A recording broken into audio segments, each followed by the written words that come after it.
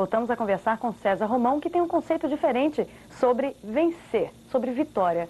Por que esse conceito tão diferenciado? Olha, primeiro eu acredito que nós precisamos parar com muita disputa, né? As pessoas se disputam muito.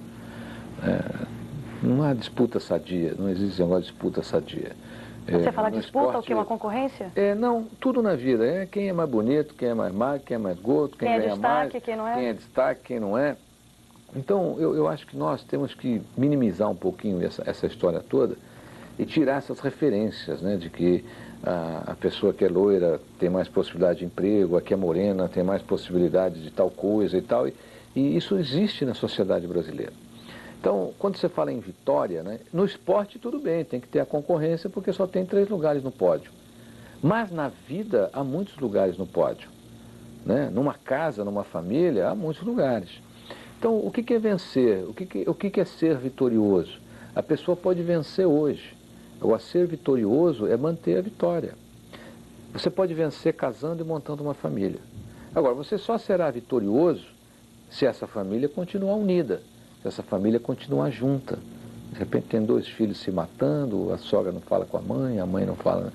Então, você venceu, mas você não ficou vitorioso.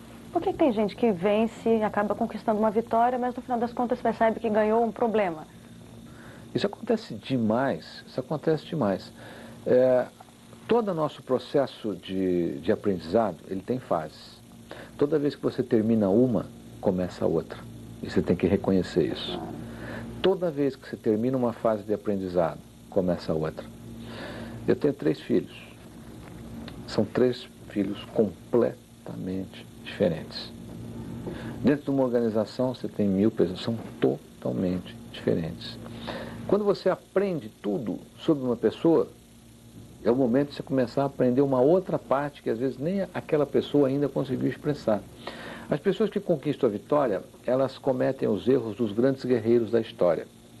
Elas sentam na espada. Elas não continuam com a espada em punho. Elas põem a espada na bainha, né, guarda ali e diz assim, eu já fui vitorioso. Agora, as suas vitórias do passado não são mais o suficiente para talvez você levar o seu futuro, porque o futuro não é mais passível de previsão. Ele depende do processo aplicado na construção dele. Então você tem que construir o seu futuro todo dia. Hoje você venceu. Agora, quanto tempo esta vitória vai conseguir te manter nessa posição? Amanhã, esta vitória, Aline, pode ser... Hoje ela é grande, amanhã as outras podem estar maiores no mercado e você ficou para trás. Naquela época, você andar com o Studebaker, por exemplo, era o máximo. Hoje, se você sair com o Studebaker na rua, você não vai conseguir andar com o carro, né? Porque já não anda mais. Então, é muito importante que toda vez que você atinja um determinado estágio na tua vida, você faz uma boa reflexão e diz assim, o que é que eu preciso aprender agora para continuar nesse estágio?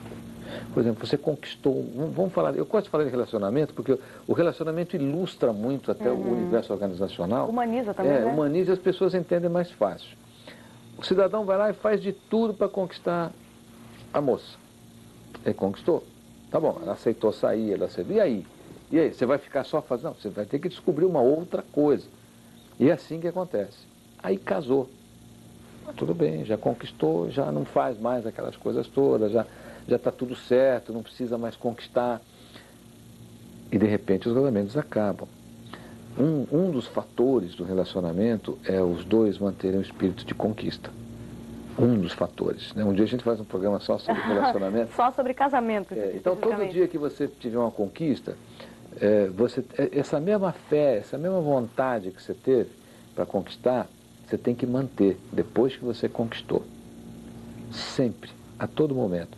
A mesma energia que você teve no seu primeiro dia de trabalho, você vai ter que ter durante todos os seus dias de trabalho. Eu consegui, legal, já estou lá. Aí você já está lá, você já não liga mais pro negócio, já não faz. A hora você já te chamam para uma reunião, você já não vai. Não, já estou aqui mesmo, né? Onde é que está aquela energia? Você lembra no primeiro dia que você entrou no teu emprego? Você contou para todo mundo, sua mãe ficou feliz, cozinhou um franguinho lá para você a mais, né? Botou mais água no feijão, você festejou, e aí você entrou, e agora? Onde é que está essa energia do primeiro dia? Eu chamo isso, eu falo isso nos meus livros, a energia do primeiro dia. vou voltar no relacionamento. A maioria das pessoas no mundo inteiro, não é no Brasil, é no mundo, se separam porque esquecem o que um dia as uniu. É muito importante a gente guardar o que um dia nos uniu, para sempre, a todo momento. É por isso que as pessoas perdem as suas vitórias. No tocante à questão corporativa, ao ambiente corporativo, essas vitórias individualizadas, elas fazem diferença, mas nem tanto, né? Fazem muita, porque elas criam uma concorrência e um egoísmo dentro da organização. Porque quando você está numa organização, a vitória é da marca, é da organização, é da equipe. Quando você socializa a crítica e individualiza o sucesso, né, você está elevando uma pessoa só. E essas pessoas todas, elas são como anjos de uma asa só. Só vão voar se estiver junto. As pessoas têm que entender isso dentro da organização. Não dá para você estar puxando para um lado e 10 puxando para o outro. A equipe tem que estar comprometida, tem que estar integrada. E a vitória dentro de uma organização é sempre da equipe. É como na família, né? A vitória tem que ser sempre da família. Por exemplo, aquela foto que a gente coloca, que a gente vê nas empresas do funcionário do destaque do mês. É um meio perigoso, né? De enaltecer eu sou uma trabalho. das pessoas, não digo crítico a isso, entendeu? Mas, Aline, presta atenção. Eu vejo isso de noite. Aliás, eu tenho um livro que tem um capítulo só sobre isso. O funcionário do mês. Né? Quer dizer, você sabe o que quer dizer funcionário? O cara que funciona. Né? Então, naquele mês, só aquele funcionou. E o resto? Agora, e se aquele cara for bom no outro mês, no outro mês, no outro mês, no outro mês? Então, ele vai ter que permanecer lá. Mas não tem mais ninguém na empresa, só tem ele. Ah, mas o mês passado ele já ganhou. Ah, então vamos colocar outro. Então, que análise é essa? Nessas fotos, na minha sugestão, na minha opinião, teria que ser a equipe do mês. Então, você tem lá a equipe que frita a sola de sapato. Então, é a equipe, não tem um da equipe. Qualquer coisa que seja feita numa organização tem que ser dividida pela equipe. Agora, para o funcionário que sai na foto, ele não acha muito ruim, não, né? Não, ele acha até legal. Aliás, eu vou dizer uma coisa para você. O dia que você sair nessa foto, você não se iluda. Porque essa é uma maneira das empresas baterem o tapinha nas suas costas e te dar um agradozinho. Por quê? Porque as organizações hoje, muitas delas, classificam as pessoas como talentos. Tem empresa que não chama mais de colaborador, não chama mais de funcionário. Não, aqui nós não temos colaborador, aqui nós não temos funcionário, aqui nós temos talentos. Só que o dia que esse talento falta, ele perde o domingo dele, vem descontado no orerite. O dia que esse talento fala assim, olha, eu vou precisar fazer um curso, olha, pode ir, mas eu não autorizo não, vou descontar do seu salário. Então, que talento é esse, né? Essa maneira, essa coisa é muito antiga, essa coisa de funcionário do mês, isso é uma coisa muito, mas muito antiga, do início do RH nos Estados Unidos na década de 50. Acabou, olha, me perdoe, se você tem isso na sua empresa, muda, faça algo mais criativo, porque com o tempo você vai ver que isso não resolve e cria animosidade, porque você tem um cara na parede e 30 ou 40 ou 50 olhando e dizendo, pô, que sacanagem, por que não fui eu? Não é verdade? Eu fui melhor que ele, por que ele ganhou? E aí começa, a rádio peão começa a funcionar, competição, né? Começa a gerar competição e quando você perceber, você gerou uma erva daninha que está corroendo ali o seu atendimento, a sua empresa, está corroendo o seu treinamento. A autoestima dos colaboradores. A autoestima dos colaboradores. Isso é ruim, eu acho que você tem que sempre valorizar as pessoas num conjunto. De uma forma geral, o empresário brasileiro hoje está preparado para vencer? Não. O empresário brasileiro ainda é muito emocional. O empresário brasileiro ainda é o empresário que põe muita emoção no seu negócio. É pouco racional, que é diferente dos empresários europeus e americanos. O brasileiro é estritamente criativo, é estritamente especial, tem ideias fantásticas, trabalha como um louco. Mas ele, na minha opinião, precisa realmente... Evidente, né? Quando a gente fala em vencer, está cheio de brasileiro que venceu. Veja, não é questão do vencer e de não conseguir, porque está cheio de brasileiro que deu muito certo, né? Mas se você analisar até os que deram certo, você vai ver que ele tem a emoção, mas tem um pouco de racionalidade. Ele tem o racional. As pequenas e médias e microempresas no Brasil, elas falham justamente por isso, excesso de emoção. Né? Então a pessoa coloca lá o cunhado, a tia, a mãe, vamos todo mundo trabalhar. Aí o cunhado briga, acabou a empresa. Brigou um dia, discutiu, acabou a empresa. A empresa ainda, das empresas médias para baixo, são vistas com muito emocional ainda.